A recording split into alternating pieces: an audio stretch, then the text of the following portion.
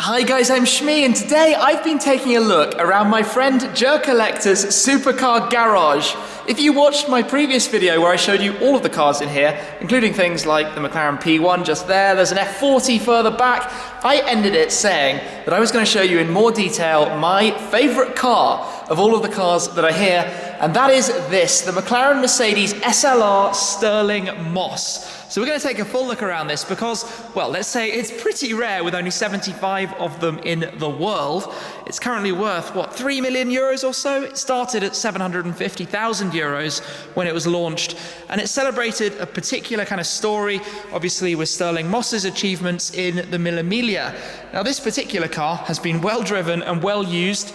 It's joined the SLR Club on the Mille Miglia event itself, hence why it's covered in stickers. The car is regularly driven, it's taken out a lot, and it's not left as a garage queen. In fact, none of the cars in here are really left as garage queens. They're all used, taken out, driven, and enjoyed as they should be.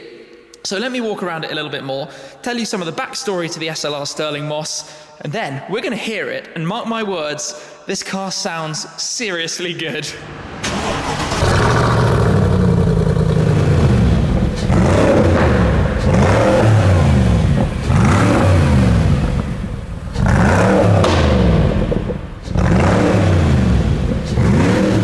Firstly then, the SLR, a Mercedes-McLaren joint project. Well, the SLR evolved originally from the first car into that, the 722, named to represent the start time of Sir Stirling Moss's record run when he completely dominated the event in a 300 SLR. So 722 in the morning. This is the upgraded version of the car, has a 5.4 litre supercharged V8, 0 to 62 in about 3.6 seconds, top speed in excess of 200 miles an hour. But to celebrate the end of the run and that particular achievement, Mercedes built this, the SLR Stirling Moss. In tribute to Stirling himself, there were only 75 of them made. Power remained the same at 650 PS, 820 Newton meters as the 722 and the 722S, which was the roadster version. So quite a lot of it, but obviously this thing is 200 kilos lighter by removing the roof, the windscreen, and a lot of the gubbins that you don't necessarily need for racing. You can see the design very much inspired by the Mercedes cars of old. And combined with that, you take top speed up to 220 miles an hour, 350 kilometers an hour.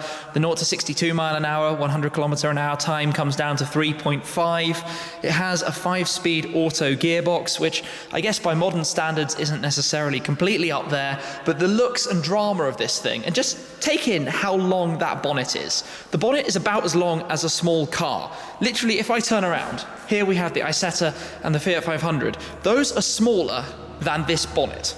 To go around it a little bit more, the driver and passenger canopy can be covered up. So you have two sort of large pieces that can go over the top of this or be stored away in the boot. They're not actually in the car at the moment, to make it a one-seater or to park it up. But it's basically built to be kind of waterproof. And like I said, this car's been out on Mille Miglia, so it's been driven in snow, it's been driven in rain. It's experienced quite a lot traveling around Italy. And I mean, you don't actually get very many opportunities to see them up close and to take a proper look around. So I wanted to pick this as my highlight because, well, not many of them get driven due to the practicality side of it, due to the value of it, and due to the rarity of it. So you have things like the exhaust exits right here, straight out the engine, and that's where you basically get crackles like crazy.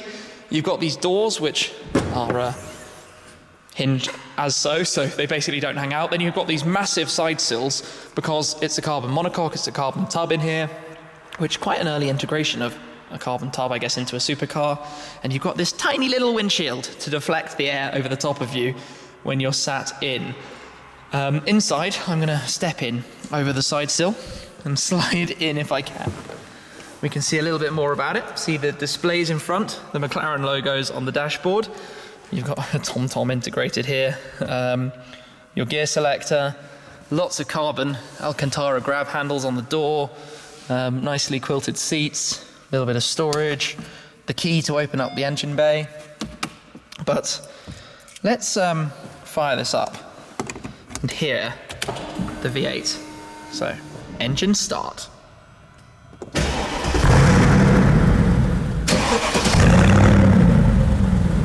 What a growl immediately. It just sounds like brutish anger. And even just a quick little blip. Listen to that.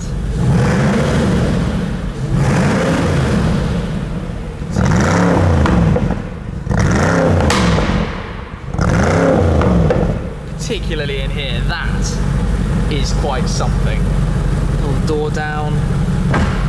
I like how the vents here work. Those just look really neat and awesome. I mean, this is brilliant. That's the door handle. That's how you open it up. I like how it's hinged as well. I could actually just keep doing that because it's quite fun. Anyway, back to being a bit more serious. These are obviously the mount points for the roof when you put it in place.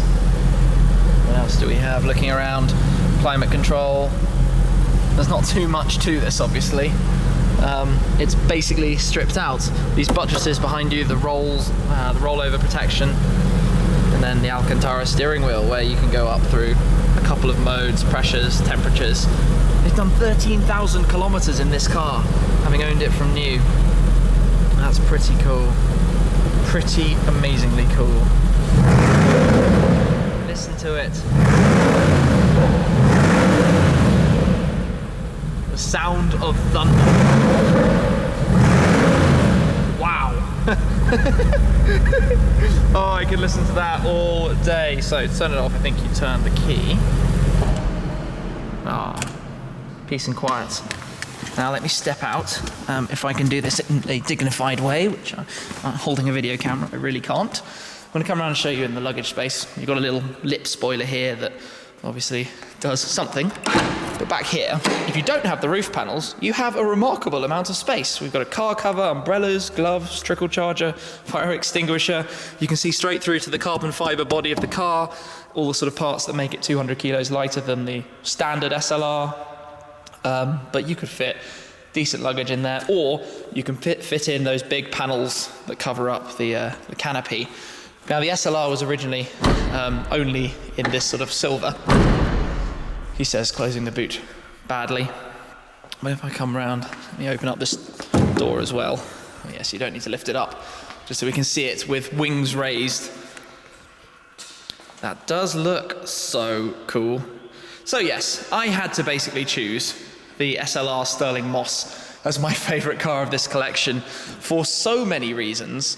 Not just the way it looks, the way it sounds, the rarity of it, the specialness of it.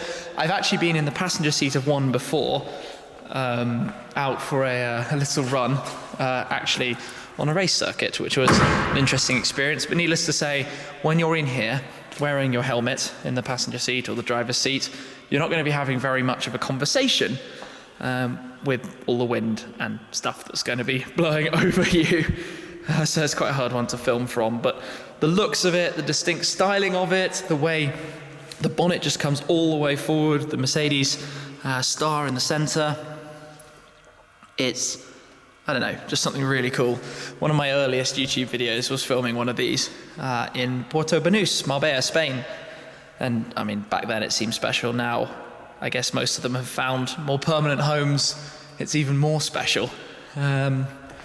What else can we tell you? Well, I don't really know. Probably covered just about everything. But that's definitely the highlight for me of the cars here in Jer Collector's garage. And it had some stiff competition. You know, we've got the Ferrari F40 back here next to the Teddy Bears GT3 RS. We've got some pretty special BMWs, the M3 CRT at the back, only 67 of those, the M3 GTS 150, the M4 GTS 700, the Z8, the 722 of course, C63 Black Series, the McLaren P1 just a little bit further down there, and then, well, probably a lot of love for the internet for the Aventador SV. And in fact, we went out for a ride in that SV Roadster before, which was an awful lot of fun. But I think I've probably talked enough for now. I hope you've enjoyed this sort of more in-depth look at this very, very special car. Just enjoying playing with everything. Yeah, neat. That's how the fuel cap works. Would never have known that. Nice little bit of design and what basically went into building a very special machine between McLaren and Mercedes-Benz. Anyway, it's an exciting time for the company. The new car is coming soon, the Project One mysterious hypercar. I'm sure we're going to find out a lot about that in the not too distant future. But thank you as always for watching, guys. Thank you to Jerk Collector for letting me come along, have a look in this garage and show you and share the magic of all of these cars. Do go give him a follow. His Instagram link is right down below. But that is it for this time. I'll catch up with you again very soon. Cheers.